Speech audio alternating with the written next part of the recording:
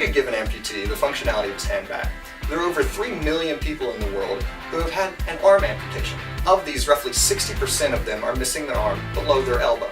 Hello, my name is Kyle Lee, and I lead a team of computer science and electrical engineering student researchers at Georgia Southern University. We're developing a system that can give these people the functionality of their hands back. Our research is in the classification and understanding of the EMG signals that make up hand movements. Now, let me break this down for you. EMG stands for electromyography. I know that doesn't mean much to you, but these are the electrical signals that come from your muscles when your brain is communicating with them. We can read these signals with this, the Myo Armband. With this, we can collect and analyze these signals to see which ones make up certain hand movements. The interesting part about this is that a good portion of your hand movements are actually controlled by the muscles in your forearm and not your hand. So far, we have been able to use these signals to understand a handful of gestures. However, we believe that with Perception Neuron, we can understand many more of these signals. Specifically, we would put on the Perception Neuron to track hand movements. The Myo, this armband here, is good at looking at electrical signals, but it doesn't really know what those signals mean without more information. The neuron would be used to collect precise hand movements and train this sensor to understand what those signals mean.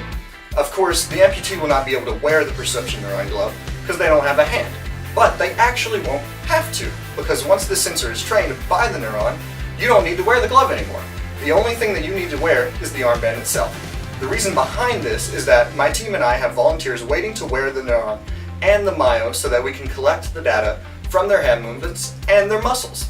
We then use this machine learning algorithm to analyze the data and draw comparisons between the data set of the Myo and that of the neuron. In this process, we use artificial neural networks, which you can think of these networks as a computer brain that, like your brain, is very good at picking out patterns.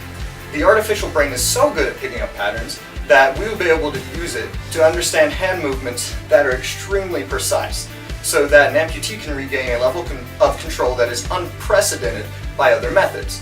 Once we have this system generated, we also plan on creating a prosthetic limb that these amputees can use.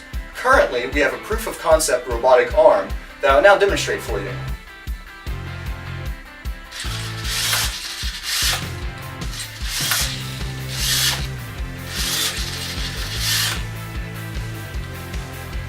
So, as you can see, this is a very basic prototype, but with the addition of the Perception Neuron, we hope to restore the functionality and humanity of literally millions of people. Thank you. Peace.